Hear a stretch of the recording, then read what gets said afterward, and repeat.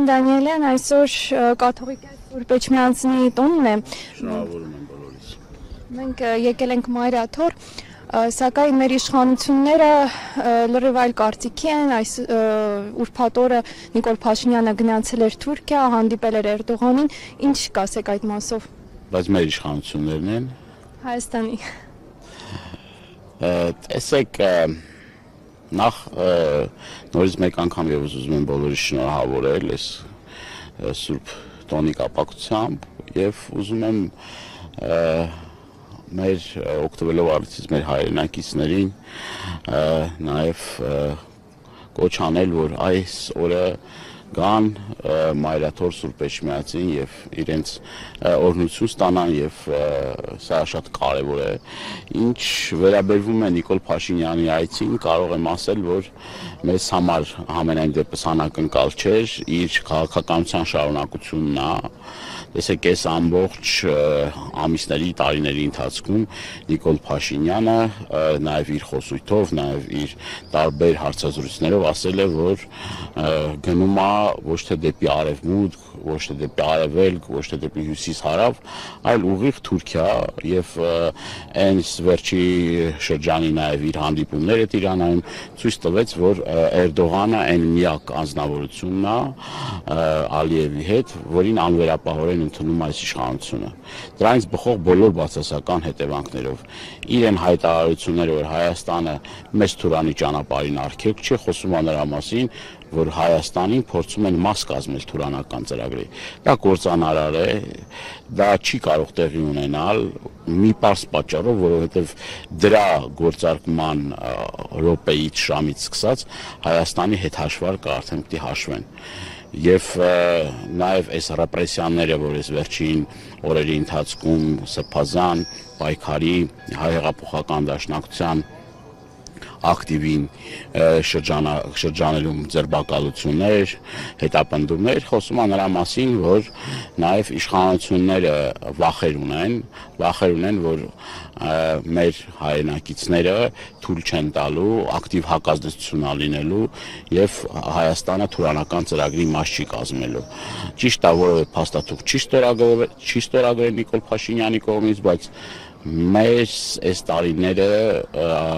մեզ դաս են, որ Նիկոլ Փաշինյանը կարող է նաև բանավոր փոխհմբռնումներով կարևորագույն հարցերում զիջումներ անել կենսական նշանակության խնդիրների շուրջ եւ դա նաև մի շատ կարևոր արձանագրում պետք է անենք, որ երեք Ջեյհուն Բայրամովը, այնուհետև նաև այլ պաշտոնյաներ Ադրբեջանի հայտարարեցին, որ Հայաստանը պարտավորվածություններ ունի ադրբեջանցիների, այստեղ վերաբնակեցման խոսքը 300,000 ադրբեջանցիների վերաբնակեցում է, սահմանադրության փոփոխության, ճանապարհի տրամադրման, այսինքն այս գործընթացները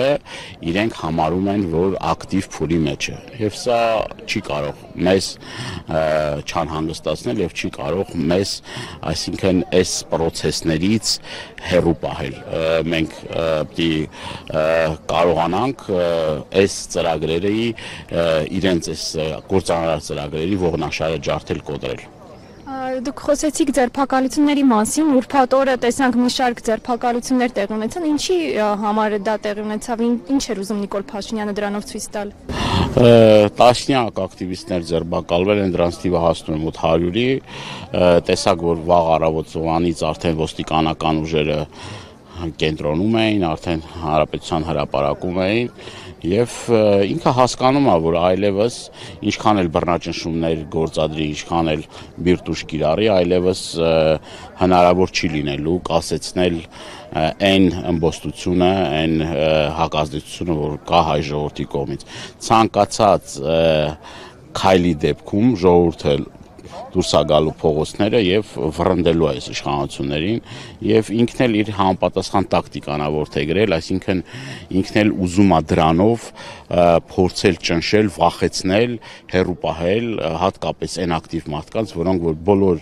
պայքարների ժամանակ ակտիվ ներգրավվածություն են ունեցել, իրենց բողոքի ձայն են արտահայտել։ Ես ուզում եմ հիշեցնել, որ այդ ռեպրեսիոն համակարգը գործել է